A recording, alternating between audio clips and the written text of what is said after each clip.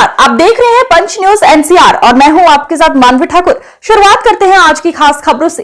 कि महापंचायत इस कमेटी के द्वारा बुलाई गई थी पूरे उत्तर भारत से और वहाँ वो महापंचायत की गई और उसमें सर्वसम्मति से एक फैसला लिया गया कि सरकार को 48 घंटे का समय दिया गया। दो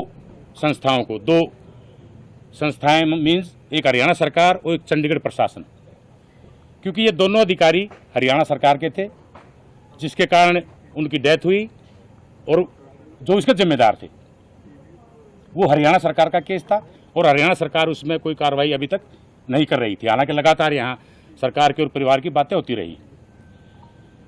दूसरा केस क्या है कि चंडीगढ़ प्रशासन में एफआईआर दर्ज है।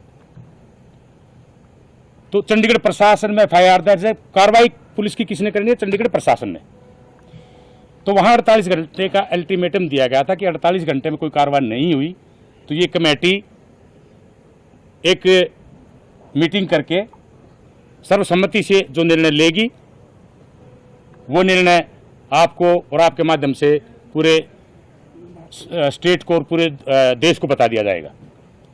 आज हमने 4 बजे वो कमेटी की मीटिंग सेक्टर 20 के भगवान वाल्मीकि 24 के भगवान वाल्मीकि मंदिर में की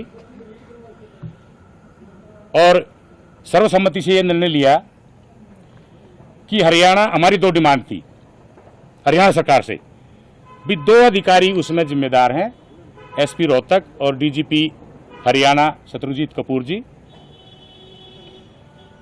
इस पंचायत के परिश्रमा के या जो जितने आंदोलन चल रहे हैं, और मैं तो इसमें आप लोगों को भी धन्यवाद कहूँगा कि आपने हमारी बात जो है पूरी दुनिया में उसको भेजा है। आप भी बहुत इसके लिए धन्यवाद के काबिल हैं और रहेंगे। चौथा स्तंभ है ये प्रजातंत्र का।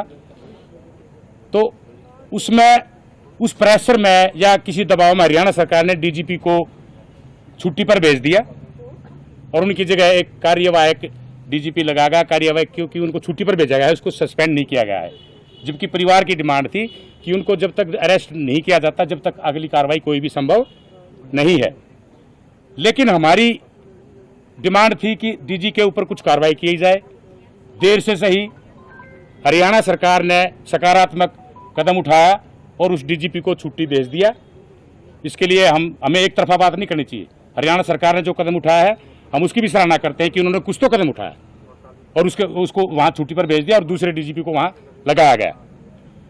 और रोहतक के एसपी पर पहले ही कार्रवाई हो चुकी थी। अब जो हमारी कमेटी है, हमारी कमेटी का हरियाणा सरकार पर दबाव बनाने का अभी उन्होंने अपना काम कर दिया। अब बात आ गई चंडीगढ़ प्रशासन पे। अब हमारी कमेटी का दूसरा निर्णय ये है कि हम हरियाणा सरकार के खिलाफ अब कोई आंदोलन या चलते रहेंगे वो, क्योंकि शांतिपूर्ण आंदोलन। मेन इस कमेटी का जो फोकस है वो सारा चंडीगढ़ पर है, क्योंकि चंडीगढ़ पुलिस ने उसमें एफआईआर दर्ज की है। तो चंडीगढ़ पुलिस इसमें निष्पक्ष जांच करे। ये कमेटी कल 3 बजे के बाद माउंट व्यू होटल के पास खाली जगह है, शिवालिक व्यू के पास जगह है, वहां से सेक्टर 17 में वहां इकट्ठे होके और गवर्नर साहब को, प्रशासक को एक शांतिपूर्ण तरीके से, हम ये पहले भी कहते आए हैं, हमारा पूरे देश में आंदोलन, हम बिल्कुल जो भी काम करेंगे शांतिपूर्ण तरीके से करेंगे। हमारा कोई भी आंदोलन, हिंसक आंदोलन अब तक नहीं होगा और ना हुआ है।